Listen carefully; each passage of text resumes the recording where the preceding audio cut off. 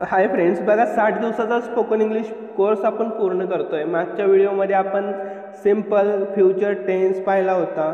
आज आपण simple future टेन्सवरती काही उदाहरणे घेतोय सरावासाठी। बघा, ही उदाहरणे जी आहेत ही होकारार्थी प्रकारची आहेत। तुम्ही याला उरलेल्या 6 प्रकारामध्ये या रूपांतरित करू शकता किंवा इंग्लिशमध्ये ट्रान्सलेट करू शकता, जेणेकरून तुमचा एक सराव होऊन जाईल।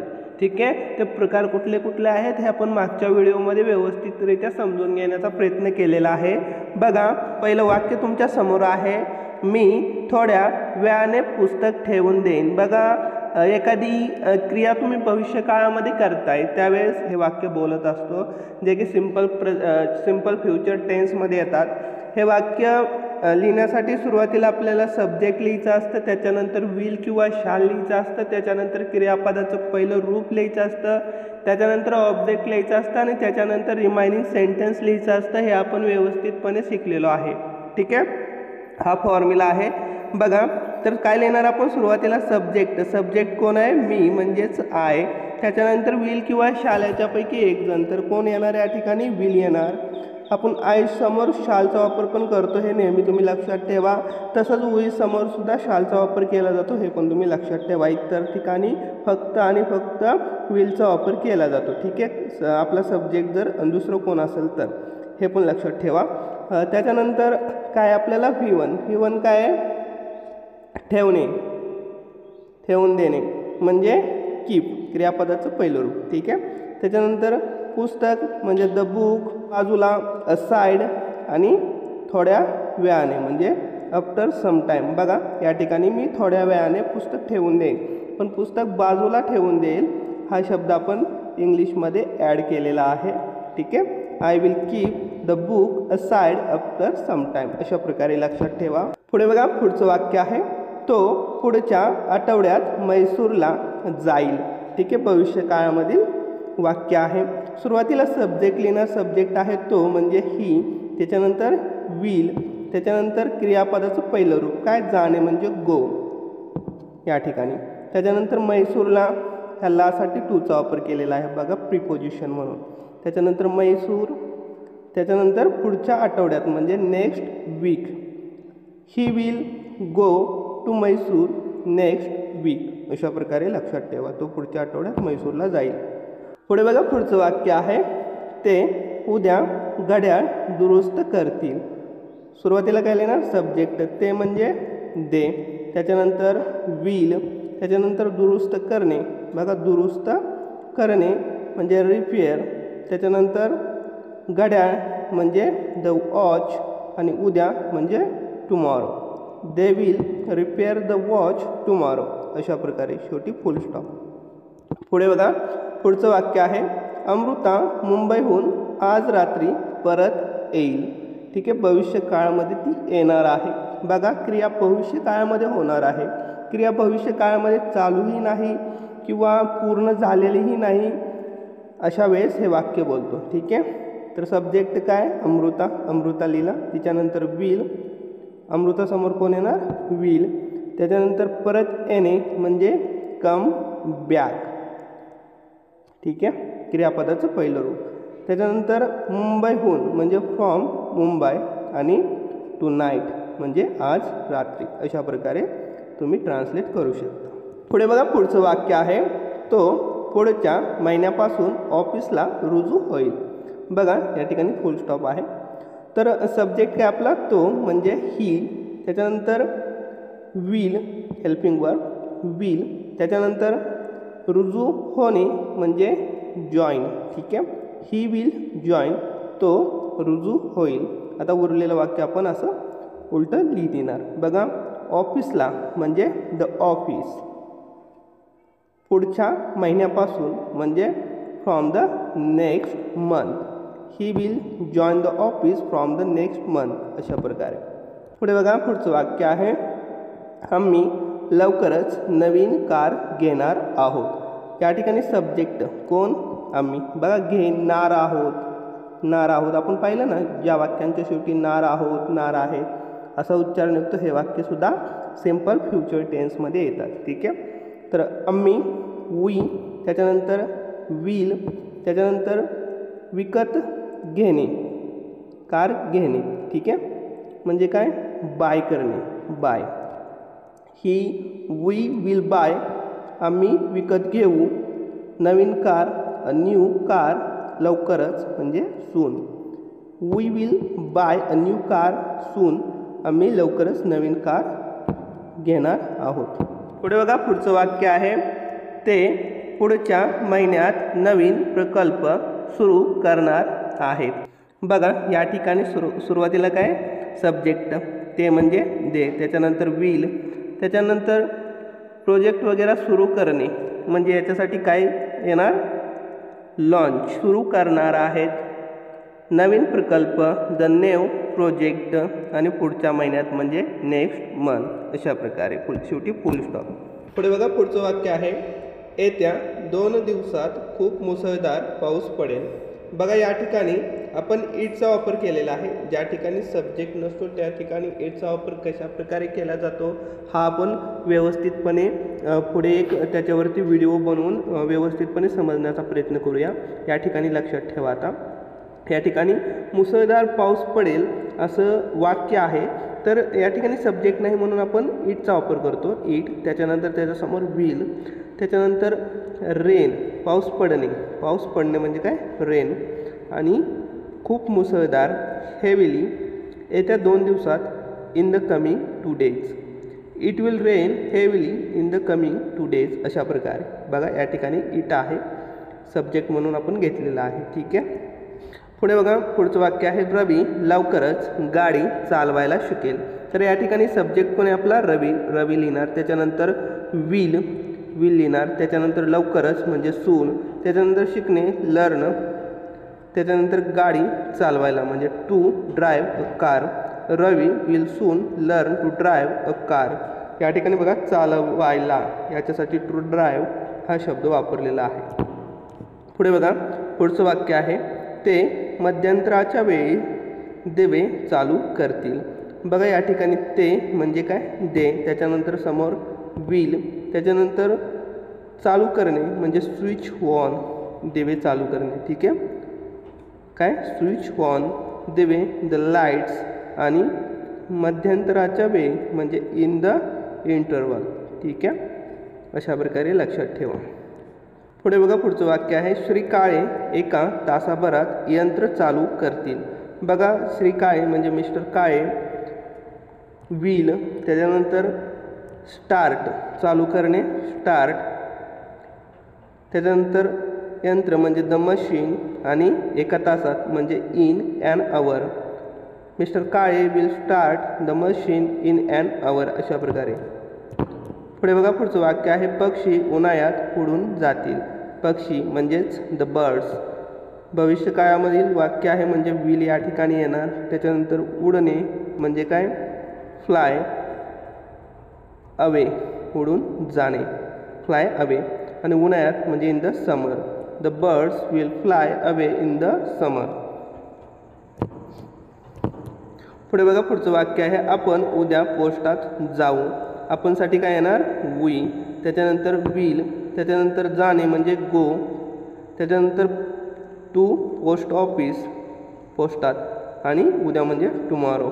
We will go to post office tomorrow. अशा प्रकारे. पुढे बघा, पुढचं वाक्य आहे आपण तुझ्या आजोबांना सोमवारी भेटू. आपण म्हणजे काय, वी, त्याच्यानंतर शाल. आपण पाहिलं की शालचा वापर आपण कोणासमोर करतो, सब्जेक्ट आय आणि वी असल्यावर. या ठिकाणी वी आलाय म्हणजे शालचा वापर करणार आपण, विलचा वापर पण करू शकतो. We shall. त्याच्यानंतर भेटणे, मीट, त्याच्यानंतर तुझ्या आजोबांना म्हणजे युअर ग्रँडफादर, आणि सोमवारी म्हणजे ऑन मंडे. कुठल्याही वाराच्या समोर आपण ऑनचा वापर करतो, सोमवारी, मंगळवारी, बुधवारी असं. हे लक्षात ठेवा.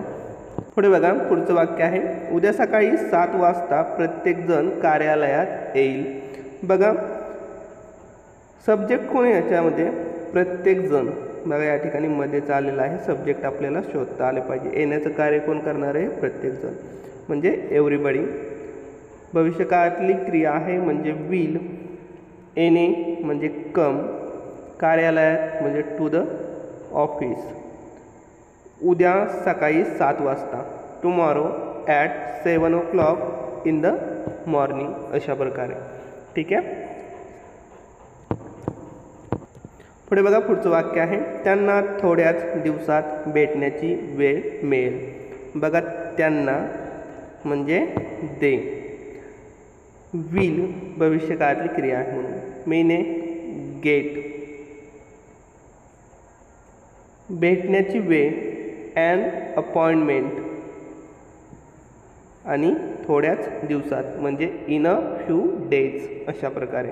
दे will get an appointment in a few days. ठीक आहे. पुढे बघा पुढचं वाक्य आहे, त्यांचा गृहपाठ पूर्ण झाल्यावर ते खेळतील. बघा खेळण्याचं काम कोण करणार आहे, ते म्हणजे दे. सब्जेक्ट आपल्याला शोधता आला पाहिजे. ठीक आहे. त्याच्यानंतर विल, खेळणे म्हणजे प्ले, दे विल प्ले, ते खेळतील.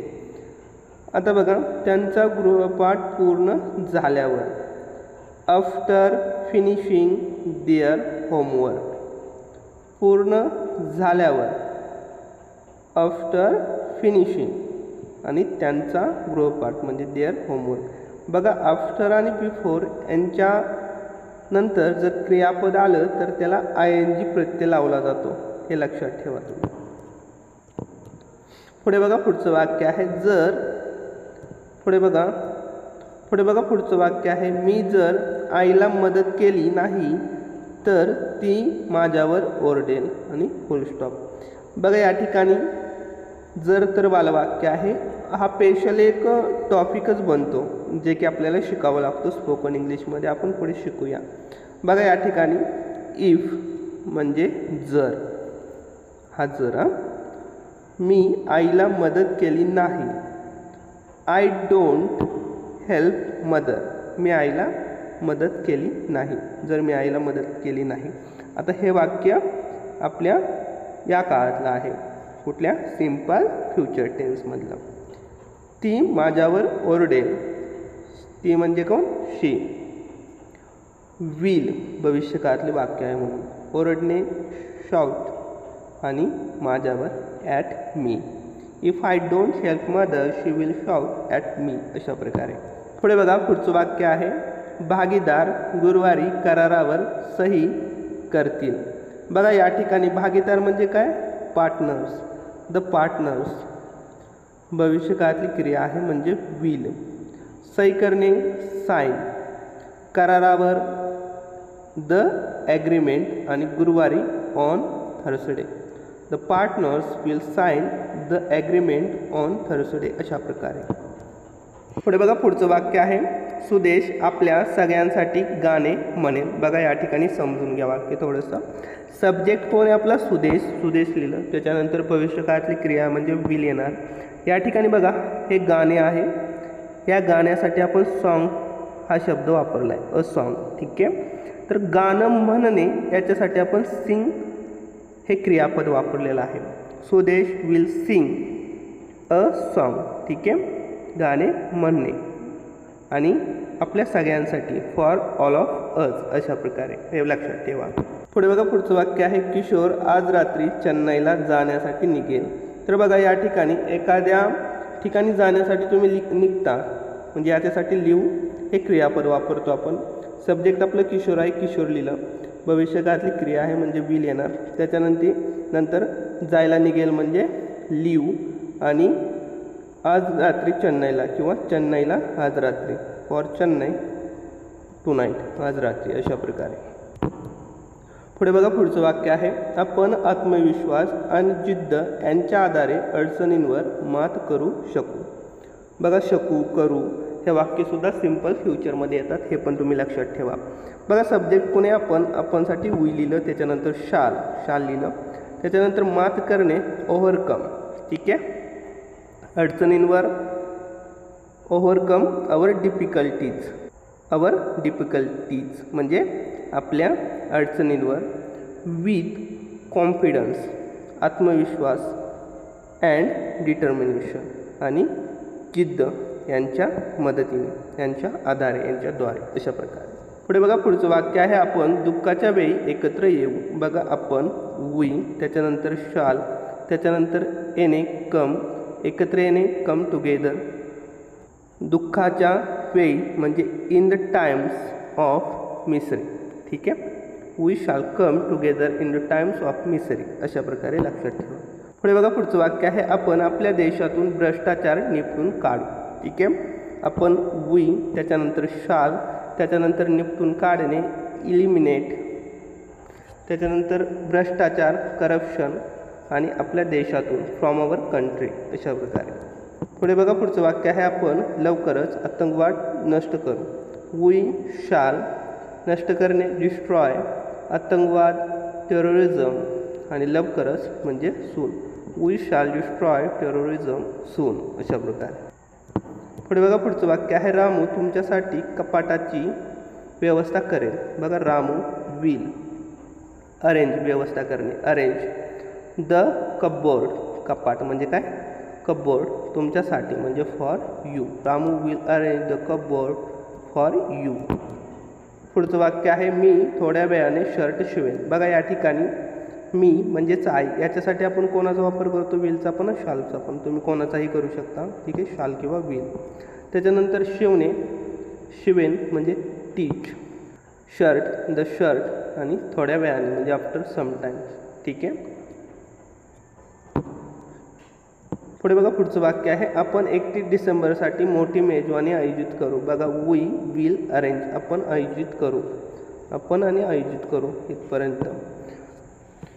पुढे काय, मोठी मेजवानी अ ग्रँड पार्टी आणि 31 डिसेंबरसाठी ऑन 31 डिसेंबर. अशा प्रकारे. पुढे बघा पुढचं वाक्य आहे, ते त्यांच्या पालकांना उद्या फोन करतील.